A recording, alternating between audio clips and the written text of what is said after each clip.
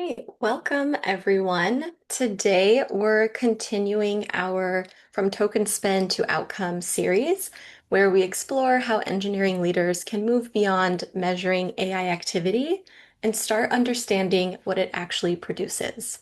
Before we dive in, we'll start with quick introductions and a couple of housekeeping notes. So this session is being recorded and we'll share the recording and slides afterwards. Please use the Q&A function throughout. Chase and I really want this to feel like a conversation, so drop questions in as they come up. And with that, let's introduce who you'll be hearing from today. I'm Saba Madavi, a forward deployed engineer at Faros. I work directly with engineering organizations, so I'll bring the field perspective into today's conversation, what leaders want to understand, what teams can answer today, and where the evidence falls short. And I'm joined by Chase Norton, head of AI at Faros. Chase, what made this question worth a full session?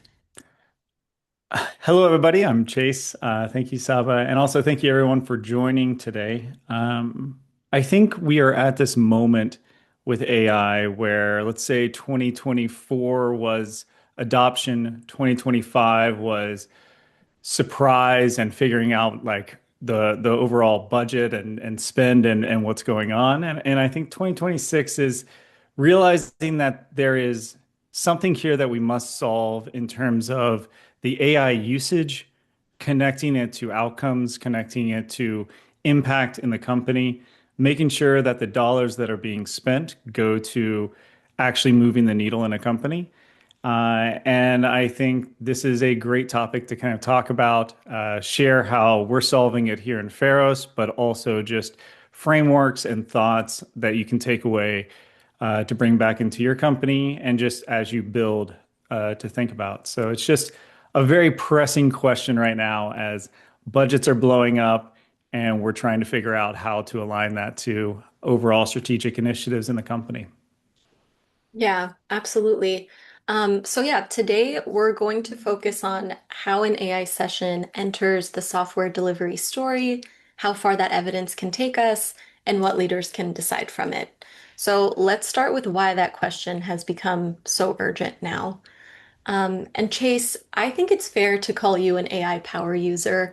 You use these tools about as intensively as anyone I know. Can you give us a sense of how embedded AI is in your day-to-day work and what that means for usage and spend? Absolutely.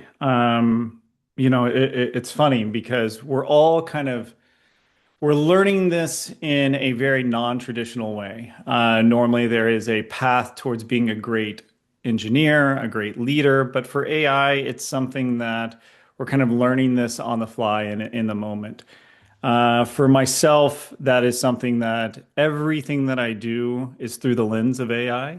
Whether or not it's engineering work, it's uh, going to get groceries. It's every aspect of my life at every end of the spectrum is kind of through the lens of AI. And so I think it's one of the reasons it's so pressing, at least for myself, and I think for Pharos and the world, is just for the longest time, I've been on the kind of subsidized $200 plans where spend is kind of abstracted away.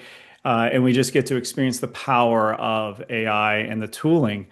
And I think as you shift over into either API usage or the harnesses, the models are getting more token hungry, you start to actually understand that in order to accomplish an outcome, or a goal in the company, that you are burning through a lot of tokens.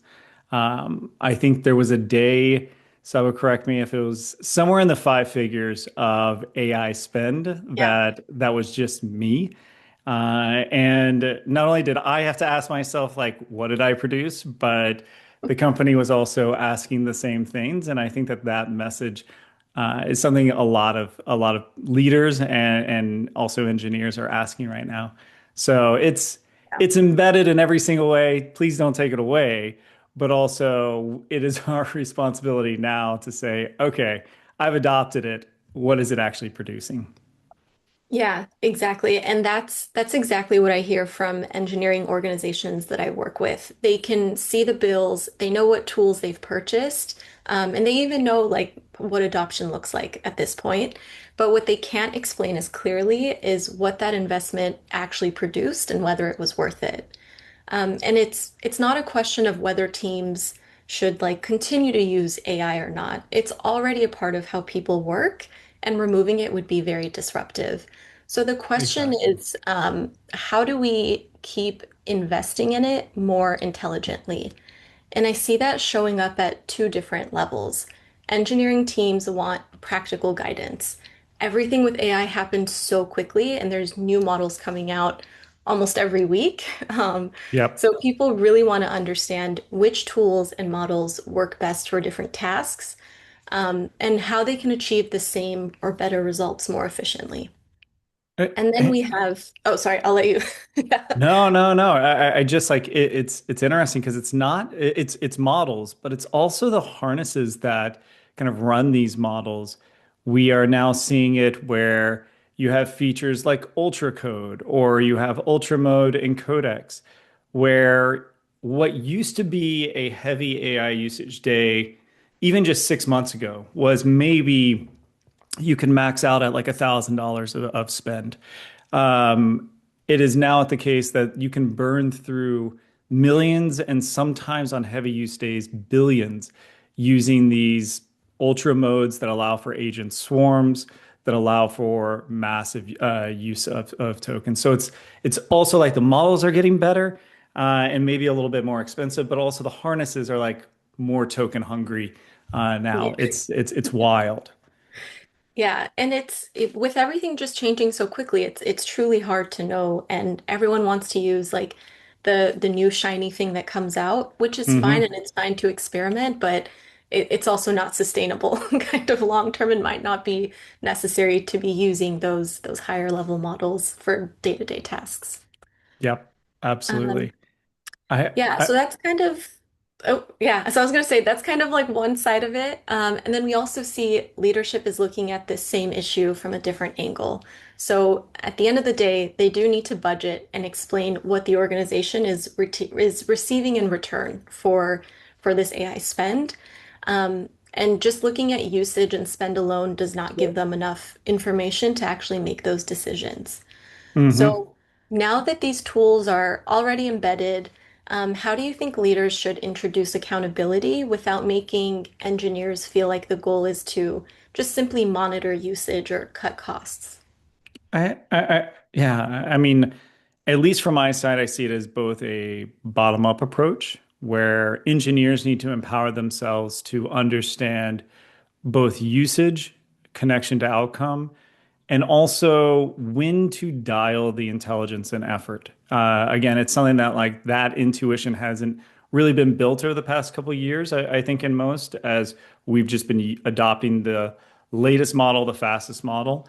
But I think moving forward, it is going to be on the engineers themselves to be conscious and thinking of how can I be most efficient while producing the outcomes that I need.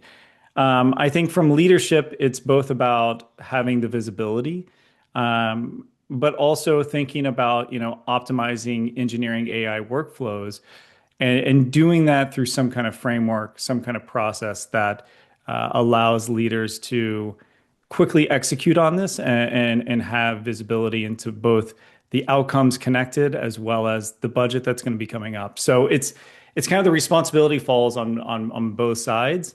I don't think that there is a direct way to win on if you just go one or the other. It's an empowerment on both. Yeah, absolutely.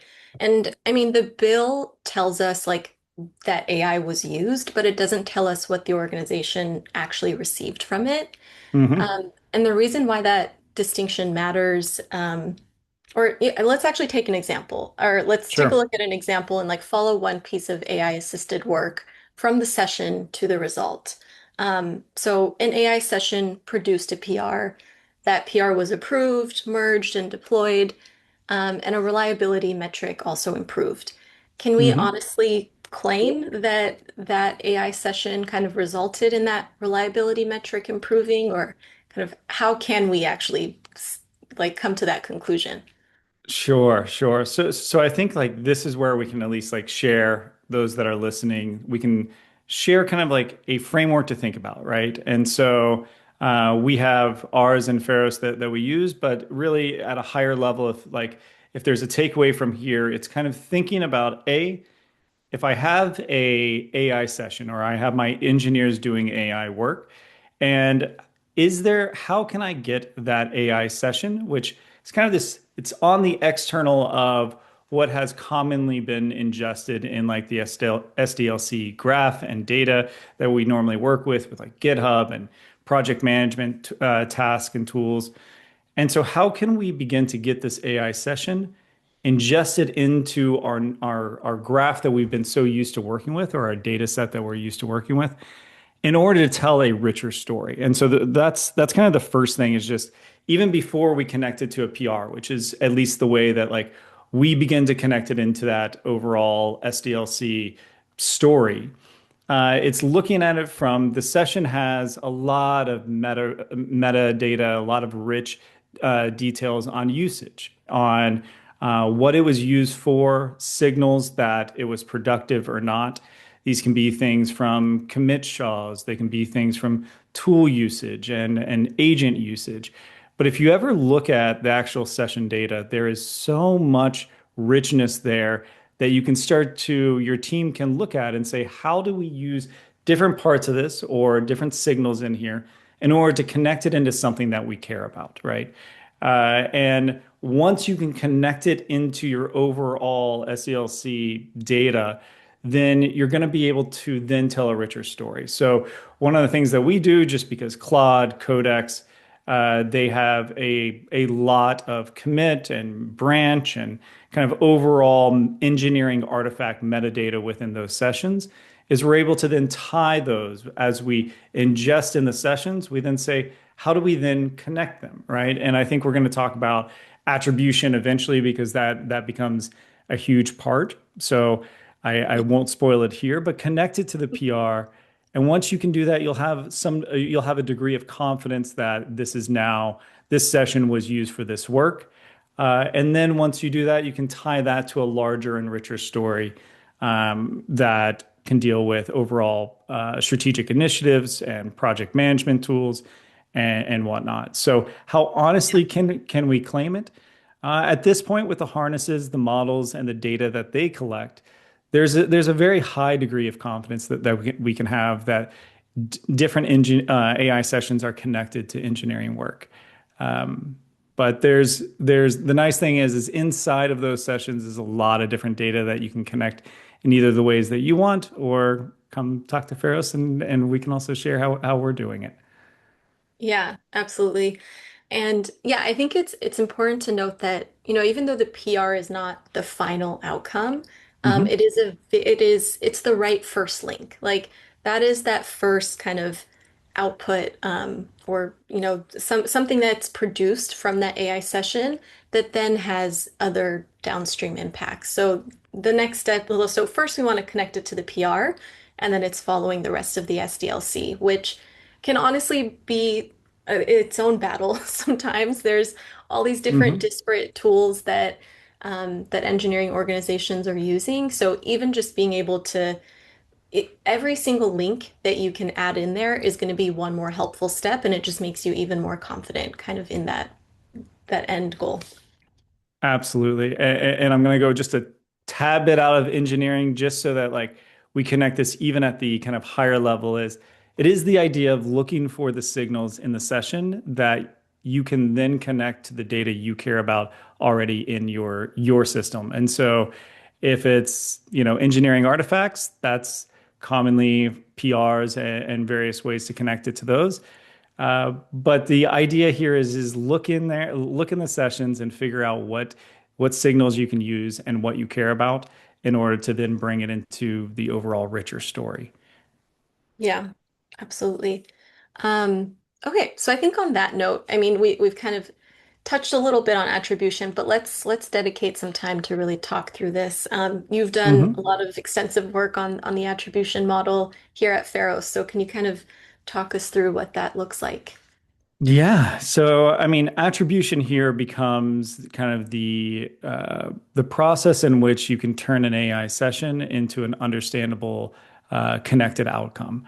And so, once we can attribute the session to work, we can, in this case, as I was saying, we have an AI session that's kind of outside. It lives maybe in some kind of codex, Claude, folder, typically on engineering machines, or you can access it through, enterprise APIs. You can access it through various ways like that.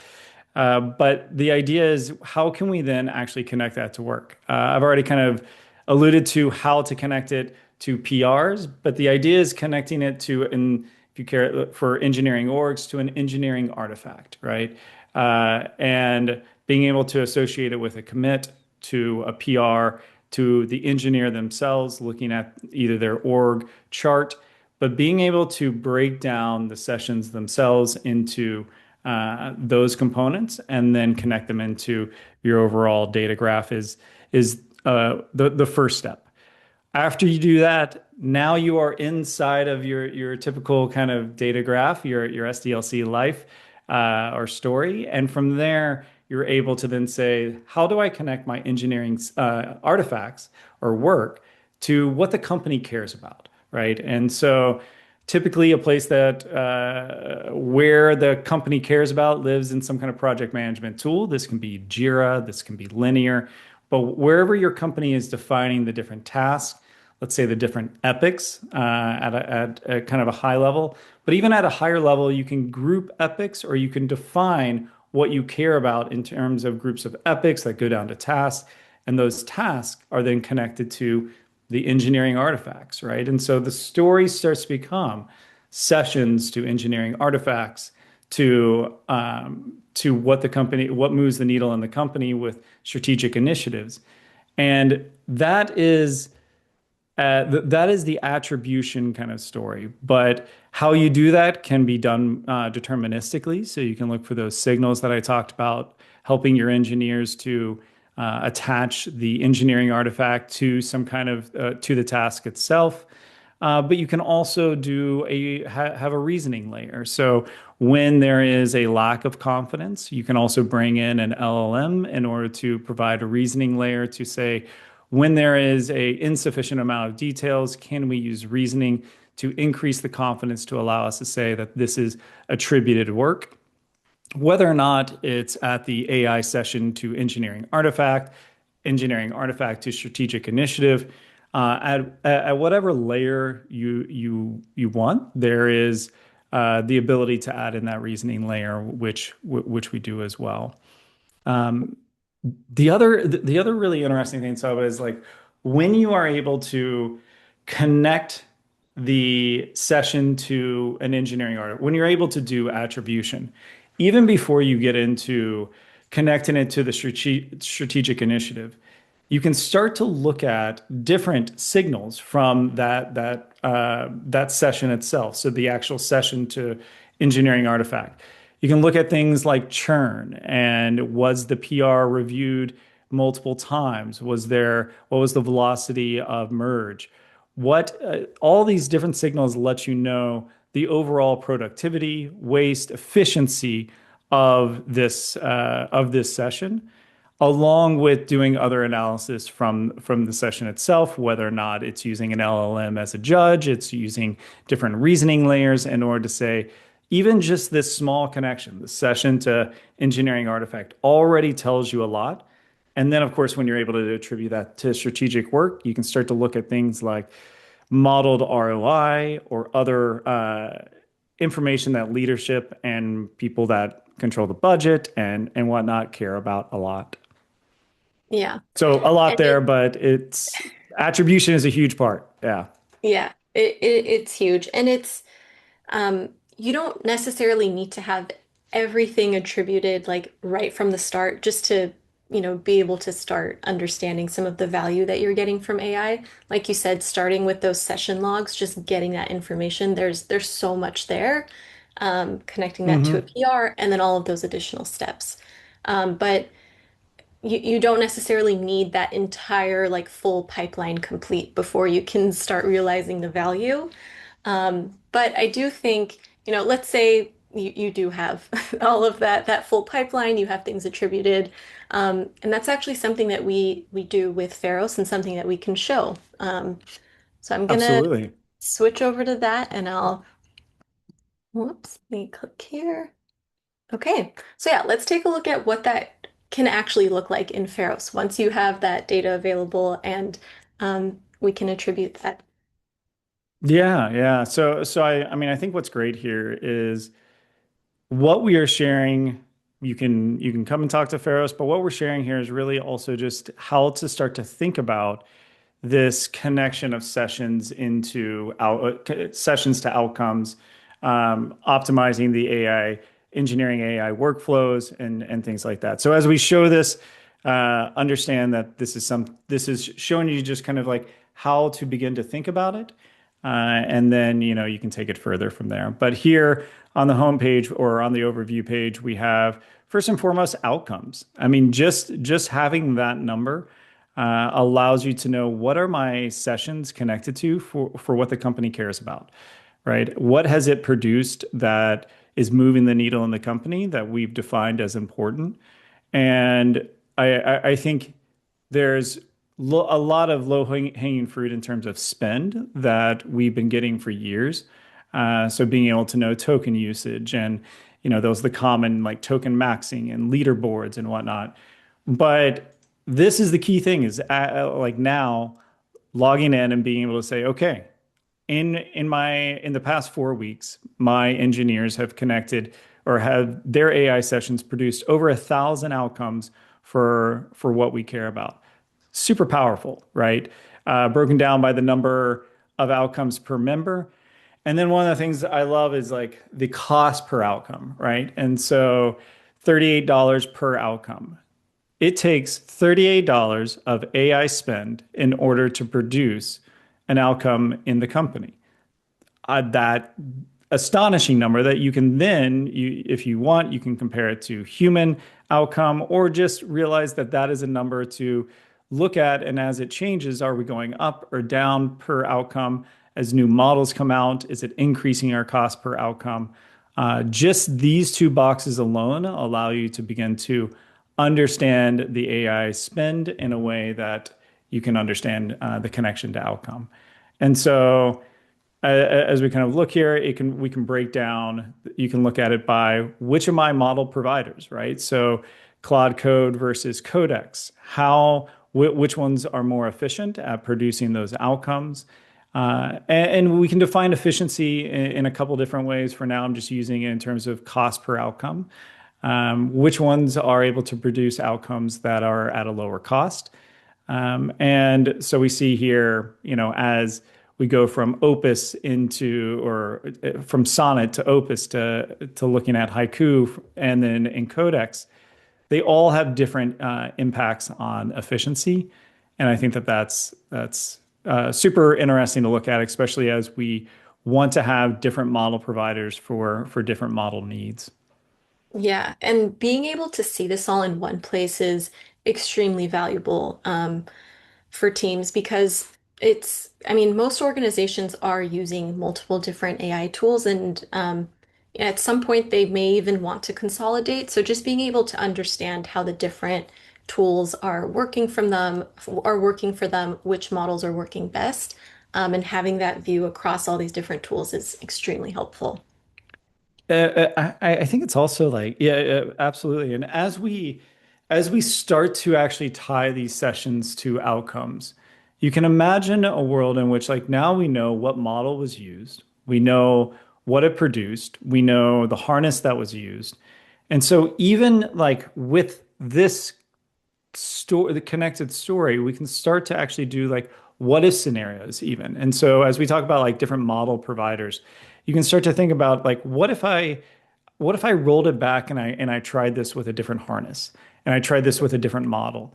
And you can start to then analyze what if scenarios for optimization and different forms of efficiency. And I'll spoil that with the optimize tab on the left-hand side. But Yeah. just just saying like how important and rich this this connection is that allows you to do further analysis. Um, yeah, it's just very, very powerful. Yeah. Would it be helpful to look through some of these other reviews as well and just kind of talk through what sorts of insights we can see here? I mean, I always just love looking at this. I mean, I don't know It's a about really you, but I nice think page. it's really nice. It also is, just looking at it from by repo, right? We often have leaderboards, maybe by engineer, but being able to understand where the spend is going by repo, I think is very, very powerful. Um, and then further, we can also look at it from like the outcomes per repo, and we can start to understand is that spend producing the outcomes that we actually care about per repo? Which ones are costing more? Which ones are on the outlier? And so, as you can see here, we have like best outcome per dollar, the frontier cohorts, and this begins to allow us to tell that story of outcomes in a kind of clear representation. But we can look at it from this view. We can look at it from efficiency as well. And so here we're looking at different repositories and which ones where the AI investment is producing outcomes, and which ones have high spend that are not producing outcomes. And we can look at this from kind of across the board of efficiency, which AI sessions are maybe having a lot of churn, a lot of retries, a lot of broken tool usage, where the PRs may not be, they may have a lot of review cycle. To the AI sessions that are producing outcomes, they're producing them efficiently, they're merging in quickly, they're being able to close those tasks quickly as well. And so being able to have all of that, we can actually start to say these repositories, the AI work in these repositories is something that we should invest more in.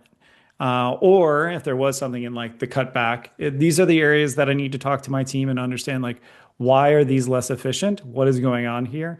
Perhaps it's an older code base. Perhaps it is the guardrails aren't set up. So this code base doesn't have test and it doesn't have the correct linting or type check, all the things that allow AI to work more efficiently.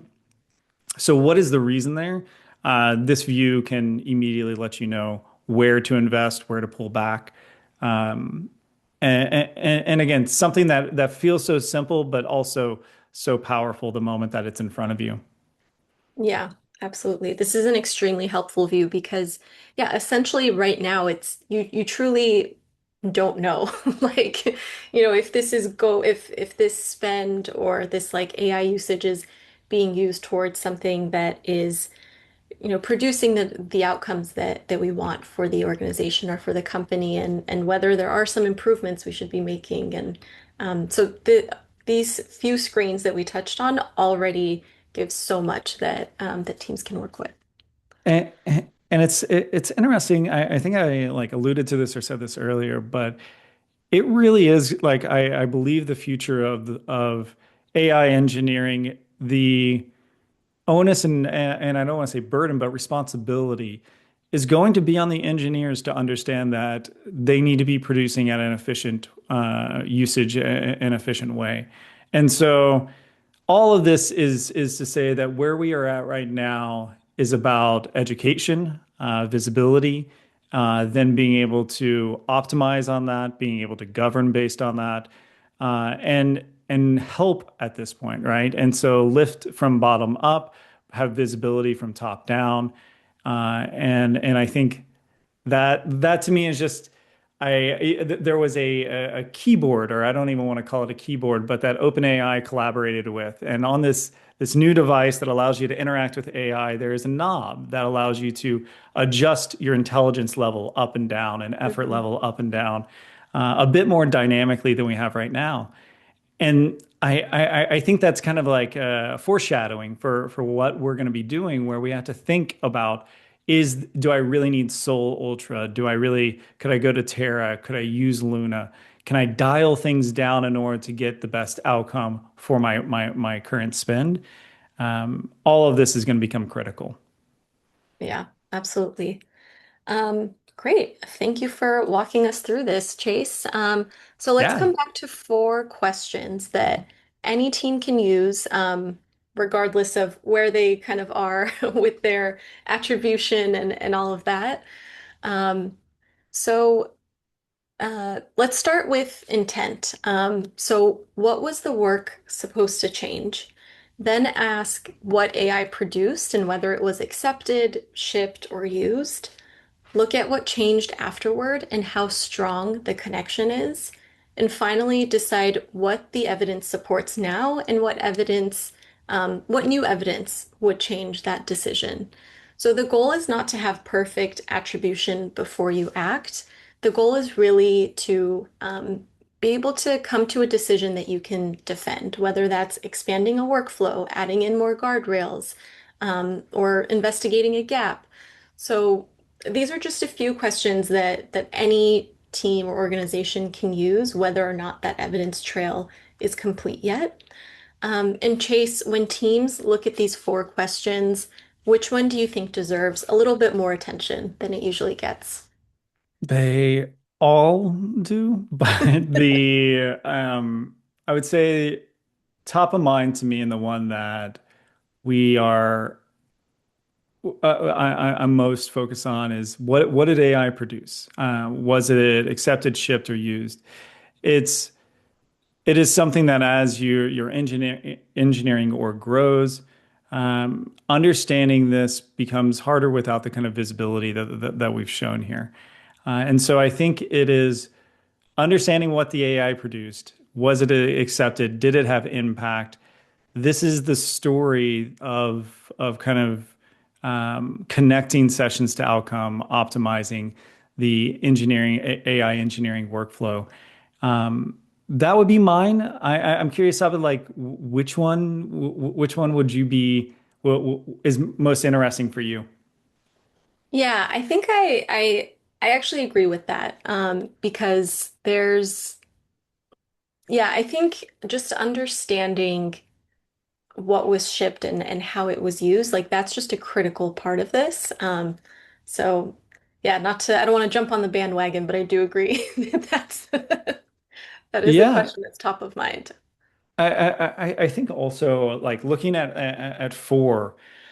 It's we've talked a lot about like connecting to outcomes, right? And so now we have this visibility into outcomes, but kind of briefly talked about like the what if scenarios, but it's also this idea of like when you can tell that story, make those connections, there are ways to then optimize on it, or at least find optimizations, right? And so you can find the inefficiencies. You can play around with what would a different model produce the same outcome more efficiently. You can play around with these different scenarios that allow us to say, is there a better way to have done this? Um, and in that, you can start to build optimization plans, policies for your team. And then I think as we're moving into a world where dynamic routing or routing is something that is of interest to I think everyone to help with this kind of which model should I use at what point. You can even start to think about optimization as not just kind of having a smart router that does optimization, but is there a way to take this entire story across my engineering org and look at it more of how do I optimize the engineering org or the engineer's AI workflow, and again across the org, not at a single individual or single kind of use that we're seeing right now. So the Yeah. story here is just once you can make these connections of like I don't want to say simple, but once you can make the attribution connections, the world becomes much grander in terms of what else you can do and where you can go from there. And I think that's what can we decide now? There's a lot, right? It now becomes a lot easier. Yeah, absolutely. Great. Okay. So kind of with everything we've discussed and the different frameworks we've put forward, I'd love to open this up to the audience and really hear some of your questions of maybe where does your evidence trail break today? Or any thoughts, questions you have from this conversation, and we're happy to talk through it. So I'll give folks just a minute or two to gather their thoughts, while Chase, if you have anything you want to share. Yeah, yeah, yeah. Well, I mean, I see from Ron, it is if they don't have anything kind of set up right now, Yeah, where can they get started like what is the best first step? I think is what you're asking. Um, and yeah, so I mean, there's two different ways that I would say, but if you want to go with the simplest approach, most of the model providers have a kind of spend. It's not going to connect you to outcomes, but that's one way. I think that the second is beyond just giving us a call at Faros and connecting with our team is looking at this from enabling an either OTel being able to in some way take the logs that are either on your engineer's machine or that are being kind of sent to your model provider, somehow extract those out. Those are can be done via an enterprise API. They can be done via an OTel collector in order to collect those logs as well, which also have very rich data. And so I would say, like, think about it first. If you're not doing anything now, it's just all the different suggestions that we provided here. How can you capture the work that your engineers are doing with AI and get that into another place that you can then connect into the overall story? That would be yeah, my first suggestion. yeah, yeah. Um, just for the sake of time, we do have one more question, so I want to make sure we have time for it. Sure. One other question was, how do you distinguish missing attribution from work that truly produced no useful outcomes? It's a it's a trickier one. How do you produce? Can you say that again, Saba? Yeah, so how do you distinguish missing attribution from Uh-huh. work that truly produced like no useful outcome? Gotcha. Gotcha. I think there is always going to be a balance here, right? And so one of the things that we can say is one, we have deterministic ways of connecting to engineering artifacts. And so if we can make that connection, wonderful. We can then do analysis of productivity and all of that. If we can't make the connection, then you're right. There should be a confidence level of saying like it's not that this produced wasteful work, or was used wastefully. It is that this is something that we could not attribute. However, this is a great place where then the reasoning layer comes into play, where you can start to use different LLMs in order to analyze the session itself to further understand what was this used for? Was it used for moving the needle in the company? Was it used for engineering work? And understanding kind of at that reasoning layer, uh, was this work that can be attributed and whatnot. And so I'd say look first for deterministic, try to make that connection. Don't allow that to be a gate that just says like this is not productive work. But in that case, then back it up either in kind of chunked out batches that allow you to provide some reasoning layer to then say, what was this if we can't attribute it to engineering work? And then also understanding that right now where we are is this is, I don't want to say a learning process, but this is an evolving process of how to do attribution, right? Yeah. There's different signals for every company, different signals for even different teams. And Mhm. so constantly analyzing the sessions, constantly going through and figuring out what data is there. And also, how can we build that reasoning layer to provide us with more answers is definitely the evolving discussion, I would say. But Yeah. great point on just not like if you can't attribute, then it's wasteful work. That's going to be a foot gun and good call Yeah. out. Yeah. Yeah. Absolutely. Great. Okay. Thank you for these questions. So as we wrap up, I just wanted to share two resources for anyone who wants to go a little bit deeper.